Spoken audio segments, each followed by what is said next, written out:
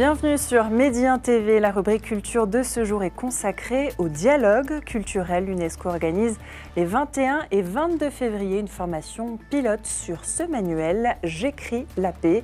Pour en parler, nous recevons le chef de section spécialiste de programme sciences humaines et sociales au bureau de l'UNESCO au Maroc. Bienvenue Pinit Chantalangsi. Merci, bonjour. Et merci à vous d'avoir accepté notre invitation. Alors expliquez-nous d'abord comment est née l'idée du manuel J'écris la paix et à qui il est destiné.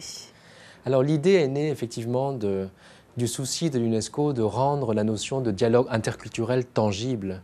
Parce que le dialogue interculturel est un concept très vague, très vaste, et notre souci était de rendre cela visible, visuel, tangible pour les jeunes, pour comprendre ce que c'est.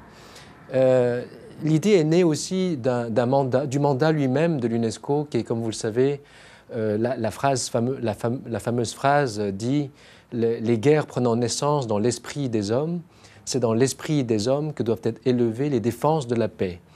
Et pour nous, il n'y avait rien de plus concret que le système d'écriture pour matérialiser le dialogue qu'il y a eu entre les différentes cultures à travers le monde, puisqu'il s'agit d'une histoire qui date maintenant de 6000 ans, qui englobe tous les pays du globe.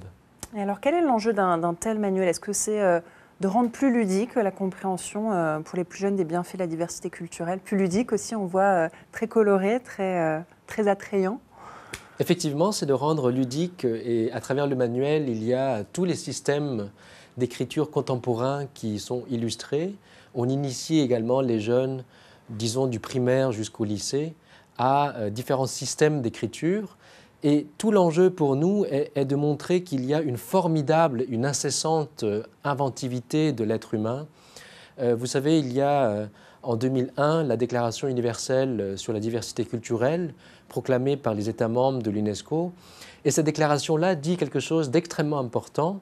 Elle dit que la diversité culturelle est une source d'innovation et d'invention et de créativité aussi importante pour le genre humain qu'est la biodiversité pour l'ordre du vivant.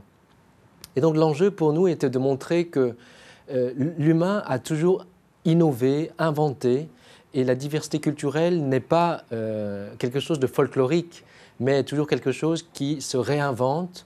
Et le système d'écriture est un exemple de l'invention, puisque vous le savez, en Afrique, par exemple, il y a eu beaucoup d'inventions d'écriture encore à la fin du 19e siècle, que ce soit l'écriture Mende ou l'écriture Bété ou l'écriture Bamoun. Ce sont des systèmes d'écriture qui ont été inventés encore à la fin du 19e siècle. C'est vous dire qu'il y a vraiment une inventivité et une accumulation de traditions et de savoirs formidables que les jeunes gagneraient à connaître. Alors pourquoi une formation sur le manuel? Est-ce que la lecture de ce manuel n'est pas en elle seule une formation? Effectivement, le manuel, au manuel, à la lecture. Le manuel lui-même est déjà très concret parce qu'il y a des guides, des exercices effectivement qu'on propose. Mais l'idée de formation était venue du fait que l'UNESCO, tout au long de 2018, célébrera, comme beaucoup d'agences onusiennes, le 70e anniversaire de la Déclaration universelle des droits de l'homme. Et donc, tout 2018 sera consacré notamment pour l'UNESCO à la formation aux droits de l'homme. Et la formation à la citoyenneté, aux droits de l'homme et à la diversité culturelle fait partie intégrante de la manière dont la culture des droits de l'homme doit être appropriée par les jeunes.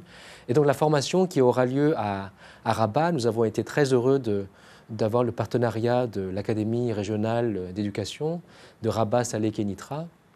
Eh bien, cette formation-là permettra aux jeunes de vraiment s'approprier les outils de ce qu'on appelle aujourd'hui la culture des droits de l'homme, et cela par le prisme de la diversité culturelle. Et alors, à l'heure des nouvelles technologies, le choix s'est fait sur l'édition d'un livre, parce que tout le monde n'a pas encore accès aux nouvelles technologies dans le monde. C'est la raison pour laquelle un livre a été préféré? Effectivement, le livre a été souhaité pour rester dans un format universel, bien que maintenant l'accès aux nouvelles technologies de l'information est vraiment très répandu. Et d'ailleurs, au cours de cette année 2018, mais aussi jusqu'à 2022, puisqu'il y a la décennie internationale du rapprochement des cultures qui a été proclamée en 2012 par les Nations Unies, eh bien, cette décennie-là stipule que les médias, les nouvelles technologies de l'information doivent être un acteur clé dans la diffusion de la notion de diversité culturelle, mais aussi dans le combat des stéréotypes liés à la race, au sexe, mais aussi à la langue, à la culture. Et donc les médias aujourd'hui jouent un rôle prépondérant. Et c'est pour cela que nous avons également beaucoup de partenariats avec les médias pour développer la notion de dialogue interculturel. Est-ce que vous pensez, justement, vous parlez de médias, est-ce qu'un programme du type J'écris la paix devrait être, alors je ne sais pas si on peut parler d'imposition, mais pourquoi pas, devrait être imposé au sein des cahiers des charges de l'audiovisuel? Alors imposer, effectivement, je ne sais pas, mais en tous les cas, une chose est certaine, c'est que la notion d'esprit critique est extrêmement important et les médias est un moyen de développer l'esprit critique. C'est pour cela que l'UNESCO, par exemple, travaille étroitement avec la haute autorité d'audiovisuel, la l'AACA, pour promouvoir ce que nous appelons l'éducation aux médias et à l'information, c'est-à-dire tout un ensemble d'outils pour équiper les jeunes, mais aussi tous les citoyens, d'instruments nécessaires pour décrypter les informations aujourd'hui qui s'abattent en quelque sorte sur chacun de nous de manière très massive. Et donc il faut développer des outils spécifiques pour permettre à chacun de développer ce que j'appellerais une forme d'immunité intellectuelle pour décrypter donc les informations et en faire un bon usage. Alors à travers ce manuel, c'est l'aspect théorique de la paix qui est exposé aux plus jeunes. Comment œuvrer pour mettre en place l'aspect pratique? Oui, alors... c'est l'étape suivante? Effectivement, ça peut être l'étape suivante, mais je dirais que même dans cette étape de formation à partir du manuel, il y a vraiment des notions très concrètes. Je vous donne un exemple. Par exemple, les familles de langue seront expliquées aux jeunes. Il y a les grandes familles où il y a eu beaucoup d'expériences d'influence entre un système scripturaire à un autre.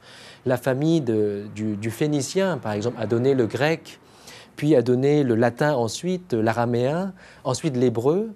Le système des langues sémitiques, il y a eu tout un dialogue et d'influence mutuelle entre l'hébreu, l'arabe, l'éthiopien. Il y a la famille chinoise, par exemple, a donné lieu aux Coréens, aux Japonais, aux Vietnamiens. Et donc, vous voyez, il y a des cas vraiment très, très concrets déjà qui démontrent qu'il y a eu, dans l'histoire de l'écriture mondiale, des moments de dialogue extrêmement fructueux. Et je dirais que ce qui est le plus concret et le plus important dans le système scolaire pour la culture de la paix, c'est de développer l'esprit critique et également la curiosité intellectuelle des jeunes. Et donc je dirais qu'il n'y a rien de plus concret qu'une bonne théorie sur le dialogue interculturel.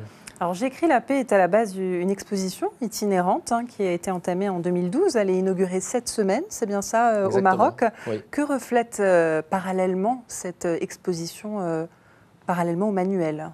Oui, cette exposition qui est du même nom, J'écris la paix, a une vertu complémentaire au manuel qui est de rendre les systèmes d'écriture visuels. Il y a 28 panneaux qui expliquent et rend visuel les grandes familles d'écriture. Et donc tous ces panneaux-là aident également à la compréhension. Il y a une vertu pédagogique de cette notion de dialogue interculturel. Et cette exposition sera une exposition itinérante au Maroc, puisque tout au long de l'année 2018, elle circulera dans divers établissements scolaires, à commencer par l'Académie régionale Rabat Salé Kenitra.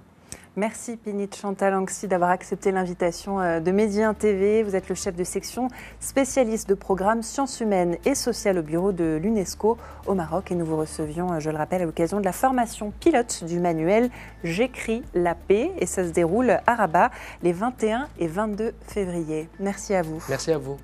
Merci à vous aussi de nous avoir suivis. Restez en notre compagnie. L'information se poursuit sur Média 1 TV.